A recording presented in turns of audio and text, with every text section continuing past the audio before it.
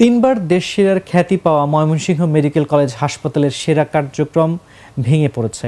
হাসপাতালে গরু ও কুকুরের অবাধ বিচরণ দেখে মনে হবে মানুষের সঙ্গে এরাও চিকিৎসা নিতে এসেছে।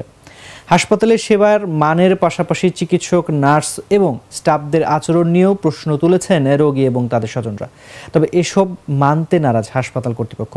রোববার বিকেলে ময়মনসিংহ মেডিকেল কলেজ হাসপাতালে গরু কুকুরের অবাধ বিচরণের কিছু ছবি ফেসবুকে ভাইরাল হয়। ওই ছবিগুলো দেখে বোঝা যায় হাসপাতালে রোগীর সঙ্গে কুকুর শুয়ে আছে। দেখলে মনে হবে যেন কুকুরের পাল হাসপাতালে চিকিৎসা নিতে এসেছেন। গরু রোগীর সঙ্গে হেঁটে হাসপাতালে ঢুকছে। 1000 শয্যার ময়মনসিংহ মেডিকেল কলেজ হাসপাতালে বৃহত্তর ময়মনসিংহের 6 জেলার মানুষ ছাড়াও কুড়িগ্রাম, সুনামগঞ্জ এবং গাজীপুর থেকে রোগীরা সেবা নিয়ে থাকেন।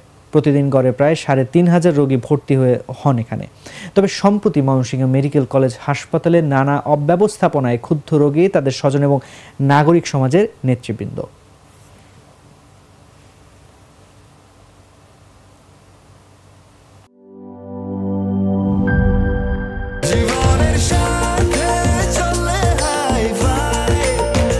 স্বাস্থ্যকর অল টাইম ফ্যামিলি কেক, সব সময় অল টাইম হেলদি লাইফ।